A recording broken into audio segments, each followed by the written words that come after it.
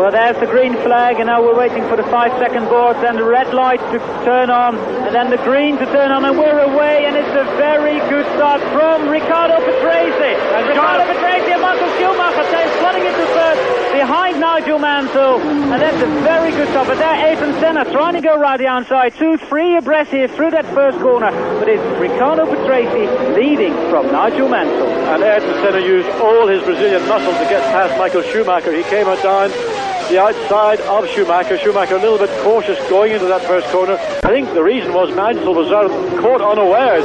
You can see Mansell pulled quickly over to the left, but in fact the red light came on and there was not the required 5 or so seconds between. Now look at Ayrton Senna coming up alongside Schumacher, and then just Schumacher squirreling a little bit, Senna squeezing him. Now Schumacher looking for ground or space, can't find it. Senna's there, not giving way. In the meantime, Patrese took the initiative and taken the lead. But here's the point of the race. I think it's going to be very interesting. Michael Schumacher, you can see him just behind Ayrton Senna. And Schumacher beginning to close up on Senna, but Michael Schumacher, I think, will find Ayrton Senna a very tough competitor to pass.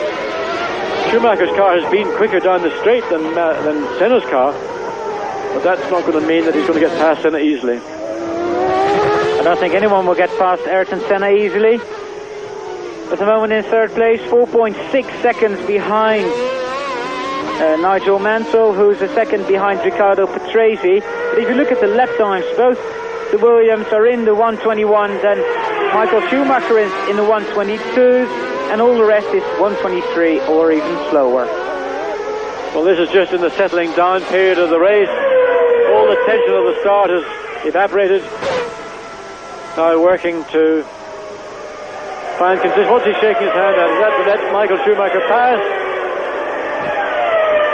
Well, Senna stuck his right hand up there for some reason, annoyed by something we can't see from the in-car camera.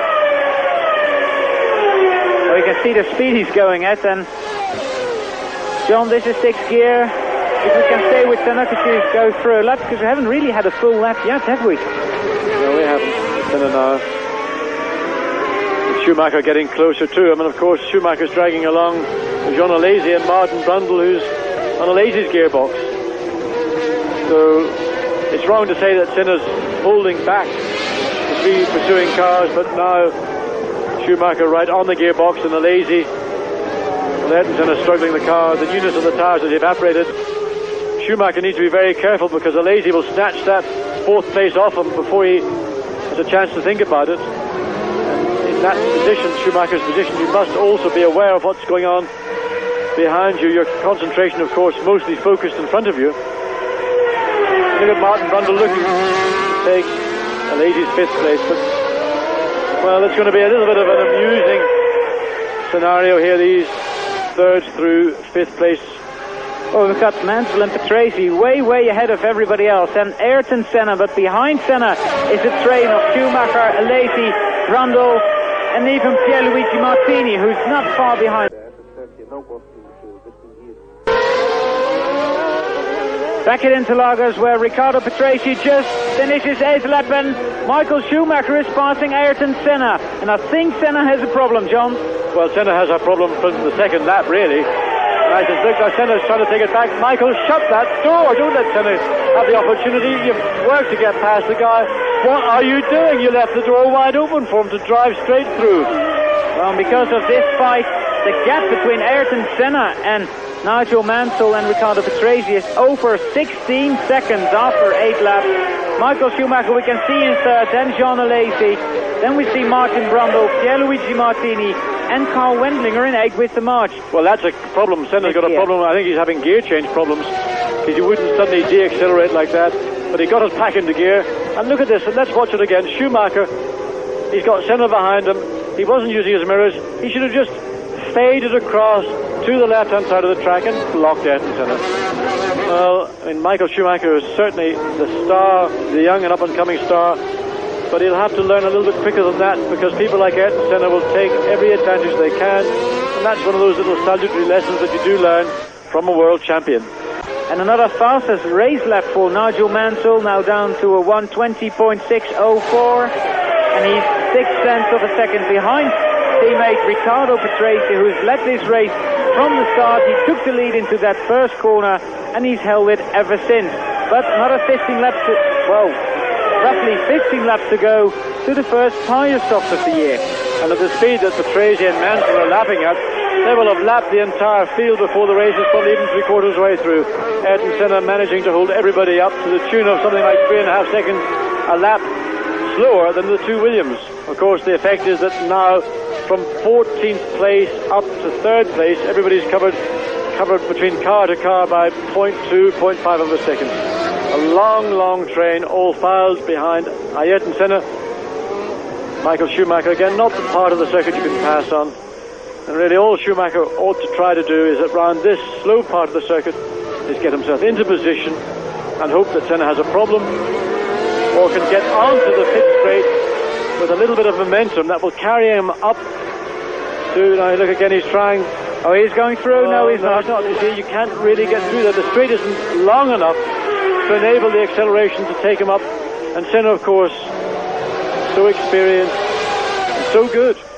Oh, getting him a defensive driving lesson, I suppose, John. Absolutely. Well, John Alesi holding his own in the Ferrari with a 91 NIS spec engine in 5th place at the moment. Then Martin Brundle, who's in 6th, and there's all this big train. But I mean, no doubt that once Schumacher gets past Senna, he'll run away like him like there's no tomorrow. Yes, of course, all the time. Look at Martin Brundle now having a look at John Alesi. Oh, Martin, oh, that was tight. Could have been left Ferrari and front, Benetton right front. But Martin looked at the end of that lap into the Curva de Senna like he was about to have a go at Alesi, and he confirmed that down the back straight, but not really enough. Alesi, of course, one of the last of the late breakers. Martin just could not get alongside him early enough under braking, had to concede. So Alesi still 5th, Martin Brundle still 6th, but I think Alesi is vulnerable now to Martin Brundle, and as much as Michael Schumacher earlier in the race you saw was vulnerable to John Alesi. Well, Senna on the part of the circuit where Schumacher had a look a lap earlier. Patrese and Mansell already way past start-finish.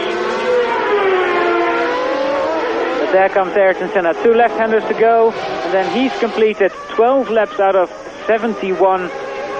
Now look at Martin Brundle. He's getting into position to pass, or come up to pass John Alesi, up past the pit. Watch him pull out. Can he make it? No, he didn't, but he was close. And Alesi battling really to maintain 5th place. Martin Brundle becoming more and more aggressive. He tries to wrestle away 5th place from John Alesi to get onto the gearbox of his teammate Michael Schumacher, and really that's where he wants to be, because as soon as Schumacher does find a way past Ayrton Senna, then Martin wants to go through in that slipstream. Well, 12 laps out of 71 have run. We just saw the top positions in vision, and Carl Wendlinger and Pierluigi Martini who follow after that. Top 6, Jerry Boutsen, the Cesaris, Capelli and Alboreto, and also Eric Coves in 13th. They're all part of the Senna train. Well, we're expecting the first tyre stops somewhere between 25 and 30, but in fact I'm sure we're going to see some people coming in sooner, because in this situation you're abusing your tyres much more than if you're running clean. You're having to compromise, make compromises on braking, on your line in a corner. Of course, you're being disturbed by the aerodynamic effect of other cars ahead of you, and just generally you don't give the tyre the best kind of day that it would like. Look at that Schumacher now again coming up, and Senna in problem. Senna now slowing down. He's got John Alesi right behind him. Again, probably a gearbox problem. Alesi in the car. Yes, well, Schumacher and Alesi got past. I suspect it's either 4th or 5th gear that Senna's having a problem with. We saw Schumacher do overtake Senna 7 or 8 laps ago, but Senna recovered. But now the problem appears to be much more serious.